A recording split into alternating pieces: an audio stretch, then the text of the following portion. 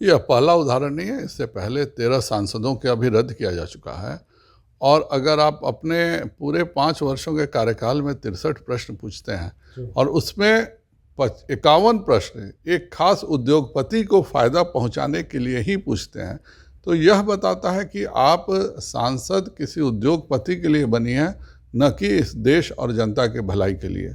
नमस्कार, news for nation देख रहे हैं आप। मैं हूं आपके साथ धीरज सिंह। टीएमसी सांसद महुआ मोइत्रा की आज लोकसभा सदस्यता रद्द कर दी गई। हमारे साथ है बिहार बीजेपी के पूर्व प्रदेश अध्यक्ष और सांसद डॉक्टर संजय जायसवाल जी। सर, कैश पोर्ट क्वेश्चन मामले में जो टीएमसी सांसद है उनकी सदस्यता रद्द कर दी गई, पहले तो क्या कहेंगे इस पर? यह पहला उदाहरण नहीं है। इससे पहले 13 सांसदों के अभी रद्द किया जा चुका है।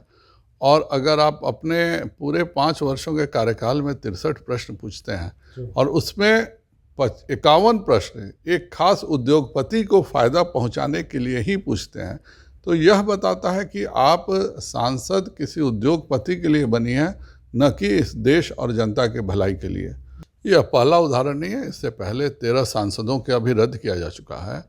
और अगर आप अपने पूरे 5 वर्षों के कार्यकाल में 63 प्रश्न पूछते हैं और उसमें 51 प्रश्न एक खास उद्योगपति को फायदा पहुंचाने के लिए ही पूछते हैं, तो यह बताता है कि आप सांसद किसी उद्योगपति के लिए बनी है, न कि इस देश और जनता के भलाई के लिए।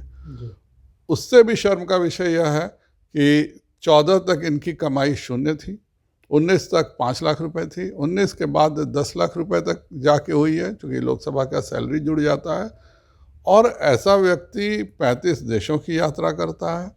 कभी भी उस यात्रा में खर्च कौन दे रहा है इसका उन्होंने कभी हिसाब नहीं दिया, न ही लोकसभा स्पीकर से परमिशन लिया। जबकि सांसद नियम से बंधे हुए हैं कि अगर आप अपने खर्च से जा रहे हैं तो यह बात लोकसभा स्पीकर को लिखित में देनी होती है कि मैं स्वयं अपने खर्च से ये विदेश यात्रा कर रहा हूँ।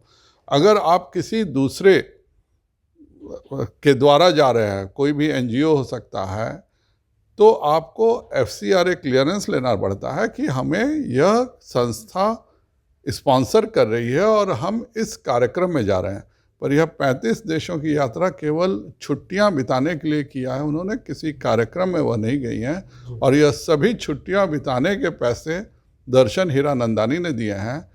दूसरी बात कि मनीष तिवारी जी जो कह रहे थे, दर्शन हीरानंदानी ने दुबई के एम्बेसी में दूतावास में जाके 164 के तहत बयान दिया है, और दूतावास का कोई भी बयान उससे 164 के बराबर माना जाता है।